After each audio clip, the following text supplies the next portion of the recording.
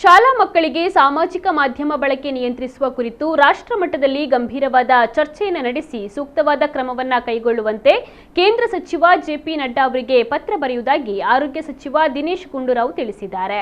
ಶನಿವಾರ ಮಂಗಳೂರಿನಲ್ಲಿ ಸುದ್ದಿಗಾರರೊಂದಿಗೆ ಮಾತನಾಡಿ, ಅತಿಯಾದ ಡಿಜಿಟಲ್ ಚಟದಿಂದಾಗಿ ಯುವ ಪೀಳಿಗೆಯಲ್ಲಿ ಮಾನಸಿಕ ಖಿನ್ನತೆ, ಒತ್ತಡ ಸಮಸ್ಯೆ ಹೆಚ್ಚಾಗಿ ಕಂಡುಬರ್ತಾ ಇದೆ. ಆಸ್ಟ್ರೇಲಿಯಾದಲ್ಲಿ ಶಾಲಾ ಮಕ್ಕಳಿಗೆ ಸೋಷಿಯಲ್ ಮೀಡಿಯಾ ಬಳಕೆಯನ್ನ ನಿಷೇಧಿಸಲಾಗಿದೆ. ಭಾರತದಲ್ಲೂ ಯುವ ಪೀಳಿಗೆ ಮಾನಸಿಕ ಸಮಸ್ಯೆಗೆ ತುತ್ತಾಗುತ್ತಿರುವುದರಿಂದ ಕಾನೂನಾತ್ಮಕವಾಗಿ ಸ್ಪಂದಿಸಬೇಕಾದ ಅಗತ್ಯವಿದೆ. ಕೇಂದ್ರ ಸರ್ಕಾರ ಈ ಕುರಿತು ಮುತುವರ್ಜಿಯನ್ನು ವಹಿಸಬೇಕು. ನಾನು ಕೂಡ ಕೇಂದ್ರದ ಗಮನವನ್ನು ಸೆಳೆಯಲು ಪ್ರಯತ್ನಿಸುತ್ತೇನೆ ಅಂತ ಹೇಳಿದರು. ಯುವಕರಲ್ಲಿ ಮತ್ತು ಯುವ ಪೀಳಿಗೆಯಲ್ಲಿ ಖಂಡಿತವಾಗಿಯೂ ಮಾನಸಿಕ ಒಂದು ಖಿನ್ನತೆಗಳು, ಒತ್ತಡಗಳು ಮತ್ತು ಸಮಸ್ಯೆಗಳು ಆಗ್ತಾ ಇರುವಂಥದ್ದು ನಮ್ಮಲ್ಲಿ ಈಗ ಹೆಚ್ಚಾಗಿ ಕಂಡು ಬರ್ತಾ ಇದೆ. ಮತ್ತು ಇವತ್ತಿನ ಒಂದು ಯುವ ಪೀಳಿಗೆಗೆ ಇದು ದೊಡ್ಡ ಒಂದು ಸಮಸ್ಯೆಯಾಗಿ ಇವತ್ತಿನ ದಿವಸ ಉದ್ಭವ ಆಗಿದೆ.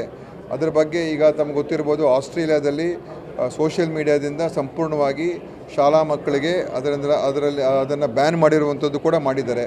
ಆದ್ದರಿಂದ ನಾನು ಕೂಡ ಇದರ ಬಗ್ಗೆ ನಮ್ಮ ಇಲಾಖೆಯಲ್ಲಿ ಭಾಳಷ್ಟು ಚರ್ಚೆ, ಈ ಡಿಜಿಟಲ್ ಅಡಿಕ್ಷನ್ ಏನಿದೆ, ಈ ಡಿಜಿಟಲ್ ಅಡಿಕ್ಷನ್ನಿಂದ ಮತ್ತು ಸೋಷಿಯಲ್ ಮೀಡಿಯಾದಲ್ಲಿ ಅನಾವಶ್ಯಕವಾಗಿ ಅದರಲ್ಲಿ ಕಾಲ ಕಳೀತಾ ಇರೋದ್ರಿಂದ ಮಾನಸಿಕ, ದೈಹಿಕ ಬೆಳವಣಿಗೆ ಕೂಡ ಸಮಸ್ಯೆಗಳಾಗ್ತಾ ಇದೆ. ಇದು ಒಂದು ಇವತ್ತಿನ ಈ ಆಧುನಿಕ ಒಂದು ಜಗತ್ತಿನ ಒಂದು ಸಮಸ್ಯೆ. ಅದಕ್ಕೆ ನಾವು ಕಾನೂನಾತ್ಮಕವಾಗಿ ಸ್ಪಂದಿಸಬೇಕಾಗ್ತದೆ ಮತ್ತು ಜಾಗೃತಿಯನ್ನು ಮೂಡಿಸಬೇಕಾಗ್ತದೆ, ತಿಳುವಳಿಕೆಯನ್ನು ನೀಡಬೇಕಾಗ್ತದೆ. ಇದೆಲ್ಲ ಕೂಡ ಅಗತ್ಯ ಇದೆ.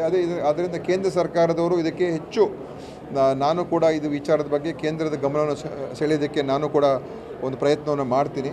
ಯಾಕಂದರೆ ಇದು ಟೆಕ್ನಾಲಜಿ ಮತ್ತು ಸಾಫ್ಟ್ವೇರು ಮತ್ತು ಈ ಸೋಷಿಯಲ್ ಮೀಡಿಯಾ ಕಂಪ್ನಿಗಳು ಅದನ್ನು ನಿಯಂತ್ರಣ ಆಗಬೇಕಾದ್ರೆ ದೇಶಾದ್ಯಂತ ಆಗಬೇಕು. ಒಂದು ರಾಜ್ಯದಲ್ಲಿ ಮಾಡ್ತೀವಿ, ಇನ್ನೊಂದು ರಾಜ್ಯದಲ್ಲಿ ಅದು ಭಾಳ ಕಷ್ಟ ಇದೆ.